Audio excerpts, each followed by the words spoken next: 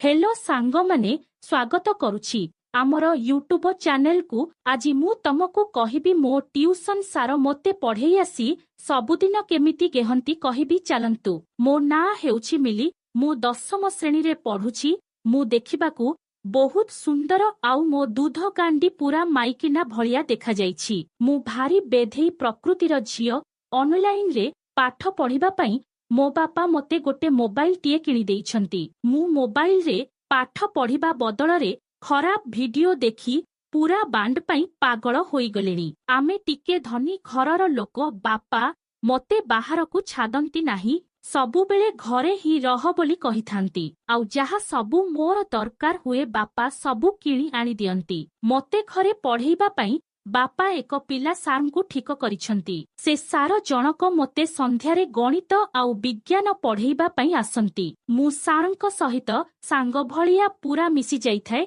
सार मते जेते राग हेले भी मु तांक कथा को धरि न थाए। मु पाठ पढ़िबा समय रे बहुत मजा करी पाठ पढ़ुथाए। मो बापा कलेक्टर ऑफिस रे जणे असिस्टेंट भाबरे काम करंती। से घर को आसिला बेलकू राति पाखापाखी 9टा होई जाइथाए। पाठ पढ़ारे डिस्टर्ब हेबो बोली मु कबाट बंद करी गोटे घरे सार मते पढ़ेई थांती। सार चौकी रे बसी थांती आउ मु तळे बसी थाए। जानी जानी मु मो ड्रेस को तळ को खसेई देई थाए आउ मो दूध को देखई देई थाए। सार किंतु मो आड़ो को नजर करू नथिले। मु सबु बेले अन्यमनस्क रही थाए। सार पढ़ेला बेले मु मो चडी भितरे हाथ पुरेई कुंडेई हेउथाए। एहा देखी सार मते बहुत राग हुअंती।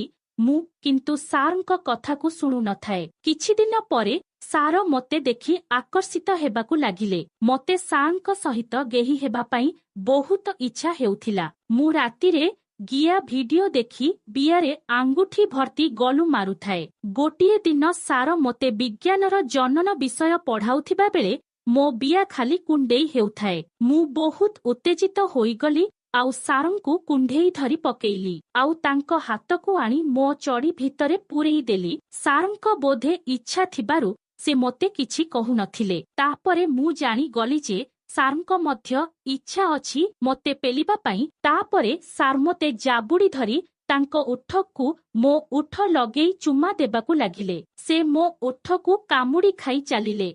मते बहुत मजा लागुथिला। मु सारंक बांडकू पैंट उपरु आउसी चालुथाए आउ सार मध्य ड्रेस उपरु मो दूध को चिपी चालुथिले। मु हा होई सारंक पैंट को तळकू खसेई तांको मोटा लंबा कदली को आउसी चालुथाए। तापरे सार पचारिले, मिली तू एसबु कोठू शिखिलु? सेइठू मु कहिली, सार मु एसबु मोबाइल देखि देखि शिखिली। किछि समय एमिति करिबा परे छुट्टी टाइम हेई गला। सार मते चुमा देई तांको घर को पळेई गले। सेदिन रातिरे मु सोइला समय रे सारंक कथा भाबी भाबी बियारे आंगुठी मारुथिली। तापर दिन संध्यारे सार पढ़ेइबा पई आसिले।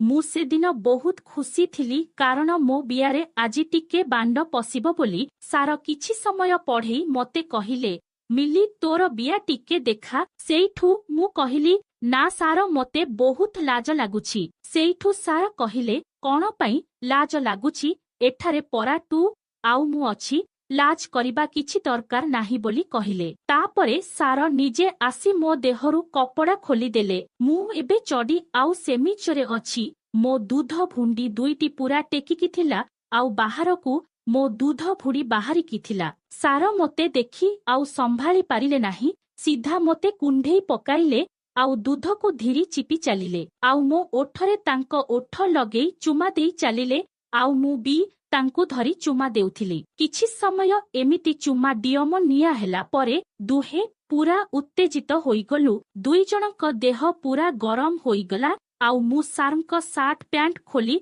तांकु पूरा नंगु करिदेली आउ तांको बांडकू धरी मुखी मारी चालिली। एबे आमे दुहे पूरा लंगड़ा होई कुंडा कुंडी होई रहिछु। सार मोते चुमा देई देई मो पुदीरे कणारे हाथ मारिले। सेतेबेलकू मो बिया पूरा ओदा पचपच होई जाइथिला। तापरे मु आउ संभाली न पारी सारंकू कहिली, सार मु आउ संभाली पारुनी मते एबे गेई दियो बोली कहिली। सेइठू सार कहिले, ହମ ଲୋ ବେଧେଇ ଆଜି ତୋତେ ଗେହି ବେହି ତୋର ସବୁ ଗଲୁ ପାଣି ବାହାର କରିବି ବୋଲି କହିଲେ। ତପରେ ସାର ମୋ ଦୁଧ ଭୁଡ଼ିକୁ ପାଟିରେ ପୂରେଇ ଚୁଚୁମି ଚାଲିଲେ ଆଉ ହାତକୁ ଆଣି ମୋ ବିଆକୁ ଆଉସୁଥାନ୍ତି। କଅଳିଆ ବିଆ ଚାରିପଟେ ଅଳ୍ପ ଅଳ୍ପ ବାଳ ଉଠିଥିଲା, ଆଉ ବିଆ ପୂରା ଓଦା ହୋଇଯାଇଥିଲା। ସାର ମୋ ଦୁଧକୁ ଚୁଚୁମି ଚୁଚୁମି ଗୋଟିଏ ଆଙ୍ଗୁଠିକୁ ମୋ କଣାରେ ପୂରେଇ ଭିତର ବାହାର କରୁଥିଲେ। ମୋତେ ବହୁତ ମଜା ଲାଗୁଥିଲା। ମୁଁ ଉହା ଉହା ହୋଇ ସାରଙ୍କ ହାତକୁ ଧରି ଜୋର ଜୋର କରି ବିଆରେ ଆଗ ପଛ କରୁଥିଲି। ତାପରେ ମୁଁ ଆଣ୍ଠେଇ ପଡ଼ିଲି। ସାରଙ୍କ ମୋଟା ଲମ୍ବା କଦଳୀକୁ ପାଟିରେ ପୂରେଇ ଚୁଚୁମି ଚାଲିଲି। ସାର ମୋ ଚୁଟିକୁ ଧରି ଜୋର ଜୋର ଆଗ ପଛ କରୁଥିଲେ। ମୁଁ ଉହା ଉହା ହୋଇ ବାନ୍ତି କରି ପକାଉଥିଲି। ତାପରେ ସାର ମୋତେ ଶୁଆଇ ଦେଲେ ଆଉ ମୋର ଦୁଇ ଟାଙ୍କକୁ ମେଲେଇ ଦେଇ ମୋ ସେଣ୍ଠିକୁ ଚାଟିବାକୁ ଲାଗିଲେ। ସାର କୁକୁର ପରି ମୋ କଣାରେ ଜିଭ ପୂରେଇ ସଲସଲ କରି ଚାଲୁଥିଲେ ଆଉ ମୁଁ ମୋ ଦୁଧକୁ ନିଜେ ଚିପି ହେଉଥିଲି। ସାର ମୋ କଣାକୁ କିଛି ସମୟ ଚାଟିବା ପରେ ମୁଁ ତାଙ୍କ ମୁଣ୍ଡକୁ ଧରି ମୋ ବିଆରେ ଜାକି ଦେଲି। ସାର ପୂରା ଲାଳୁଆ ଭଳି ମୋ ବିଆକୁ ଖାଇ ଚାଲିଲେ। ତାପରେ ମୁଁ କହିଲି, ସାର ଏବେ ତମେ ମୋ ଉପରେ ଶୋଇ ମୋତେ ଗିହ। ମୁଁ ସାରଙ୍କୁ କହିଲି, ସାର ମୁଁ ବିପି ଦେଖି ଦେଖି ସବୁ ଜାଣିଛି। ତାପରେ ସାର କହିଲେ, ମୁଁ ତୋତେ ଗେହିବି ଯେ ହେଲେ ତୋ ବିଆ କାଟିଲେ ତୁ ଚିଲେଇବୁନି, କାରଣ ତୋ ବୋଉ ଜାଣିଯିବେ। ସେଇଠୁ ମୁଁ କହିଲି, ସାର ମୁଁ ଜମାରୁ ବି ଚିଲେଇବିନି, ତମେ ମୋତେ ଏବେ ଜଲ୍ଦି ଗେହି ଦିଅ ବୋଲି କହିଲି। ତାପରେ ସାର ମୋ ଦୁଇ ଗୋଡ଼କୁ ମେଲେଇ ଦେଲେ ଆଉ ମୋ କଣାରେ ତାଙ୍କ ବାଣ୍ଡ ଅଗକୁ ଘଷି ଚାଲିଲେ। ମୁଁ ଆଖି ବନ୍ଦ କରି ଉହା ଉହା ହେଉଥାଏ ଆଉ ବହୁତ ମଜା ନେଉଥାଏ। ତାପରେ ସାର ତାଙ୍କ ବାଣ୍ଡକୁ ଧରି ମୋ କଣାରେ ରଖି ଗୋଟେ ଶକ୍ତ ଧକ୍କା ମାରିଦେଲେ।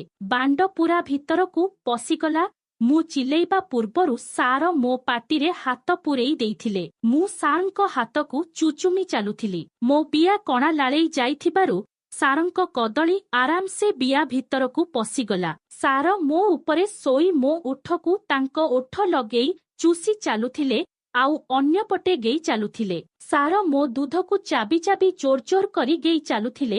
ମୋତେ ବହୁତ ମଜା ଲାଗୁଥିଲା ଆଉ ସାରଙ୍କୁ ମଧ୍ୟ ମୋତେ ଗେଇବା ପାଇଁ ବହୁତ ଭଲ ଲାଗୁଥିଲା। ତାପରେ ସାର ଗେଇବାର ବେଗ ବଢ଼େଇ ଦେଲେ ଆଉ ଜୋର ଜୋର କରି ଧକ୍କା ପରେ ଧକ୍କା ମାରି ମାରି ଦେଇ ଚାଲିଲେ। ବିଆରୁ ଖାଲି କଚକଚ ଶବ୍ଦ ବାହାରୁଥାଏ ଆଉ ବିଆ ରସ ବୋହି ଆସୁଥାଏ। 15 ମିନିଟ୍ ପର୍ଯ୍ୟନ୍ତ ଏମିତି ଗେଇବା ପରେ ମୁଁ ଗରମ ପାଣି ସବୁ ଛାଡ଼ିଦେଲି ଆଉ ପୂରା ଶାନ୍ତ ହୋଇଗଲି। ଆଉ ସାର ମୋ ଦୁଧ ଉପରେ ମୁହଁକୁ ଚାପି ଶୋଇପଡ଼ିଲି। 2 ମିନିଟ୍ ପର୍ଯ୍ୟନ୍ତ ଆମେ ଦୁହେଁ ରେଷ୍ଟ ନେଲା ପରେ ସାର କହିଲି, ମିଲି ତୁ ଏବେ ମୋ ଉପରେ ବସି ଗିହେ ବୋଲି କହିଲେ। ତାପରେ ମୁଁ ସାରଙ୍କ ବାଣ୍ଡକୁ ମୋ ବିଆରେ ସେଟ୍ କରି ତାଙ୍କ ଉପରେ ବସି ପଡ଼ିଲି ଆଉ ମୁଁ ଉଠ ବସ ହୋଇ ତାଙ୍କୁ ଗେଇ ଚାଲିଲି। ଆଉ ମୁଁ ସାରଙ୍କ ଉଠରେ ଚୁମା ଦେଇ ଦେଇ ଗେହି ଚାଲୁଥିଲି। ସାର ମୋ ଦୁଇ ଦୁଧକୁ ଚିପି ଚାଲିଲେ ଆଉ ଭୁଡ଼ିକୁ ରଗଳି ଚାଲିଲେ। ମୋତେ ବହୁତ ମଜା ଲାଗୁଥିଲା। କିଛି ସମୟ ଧୀରେ ଧୀରେ ଗେହିଲା ପରେ ତାପରେ ମୁଁ ଜୋର ଜୋରରେ ଉଠ ବସ ହୋଇ ପେଲି ଚାଲିଲି। ସାର ମୋ ଗାଣ୍ଡିକୁ ଧରି ଗେହିବାରେ ମୋତେ ସାହାଯ୍ୟ କରୁଥିଲେ। କିଛି ସମୟ ଏମିତି ଜୋର ଜୋର କରି ଗେଇବା ପରେ ସାର ତାଙ୍କ ବୀର୍ଯ୍ୟକୁ ମୋ ବିଆରେ ଛାଡ଼ି ଦେଇ ଶୋଇ ରହିଲେ ଆଉ ମୁଁ ମଧ୍ୟ ସାରଙ୍କ ଉପରେ ଶୋଇ ରହିଲି। ତାପରେ ମୁଁ ପୁଣି ଉଠିଲି ଆଉ ମୋ ବିଆକୁ ଆଣି ସାରଙ୍କ ମୁହଁରେ ରଖିଦେଲି। ସାରଙ୍କୁ ଚାଟିବା ପାଇଁ କହିଲି। ସାର ଚାଟି ଚାଟି ପୂରା ସଫା କରି ଦେଲେ ଆଉ ମୁଁ ମୋ ଗରମ ରସକୁ ସାରଙ୍କ ପାଟିରେ ଢାଳିଦେଲି। ତାପରେ ଆମେ ଦୁହେଁ କୁଣ୍ଢା କୁଣ୍ଢି ହୋଇ ଟିକେ ସମୟ ପର୍ଯ୍ୟନ୍ତ ଶୋଇ ପଡ଼ିଲୁ। କିଛି ସମୟ ପରେ ଟିଉସନ ଟାଇମ୍ ହୋଇଗଲା ଆଉ ମୁଁ ସାରଙ୍କ ବାଣ୍ଡକୁ ଭଲ ଭାବରେ ଚଡ଼ିରେ ପୋଛି ସଫା କରିଦେଲି। ସାର ତାପରେ ଘରକୁ ପଳେଇ ଗଲେ। ସେଦିନ ମୋତେ ବହୁତ ମଜା ଲାଗୁଥିଲା ଆଉ ମୁଁ ବହୁତ ଖୁସିରେ ଥିଲି। ସେଦିନଠାରୁ ଆମେ ଦୁହେଁ ସବୁଦିନ ମନଭରି ପେଲାପେଲି ହୋଇଥାଉ। ବନ୍ଧୁମାନେ, ଯଦି ଭିଡିଓଟି ଭଲ ଲାଗିଲା ତେବେ ଭିଡିଓକୁ ଗୋଟେ ଲାଇକ୍ କରନ୍ତୁ ଆଉ କମେଣ୍ଟରେ ଲଭ୍ ୟୁ ଅଙ୍କିତା ଲେଖନ୍ତୁ।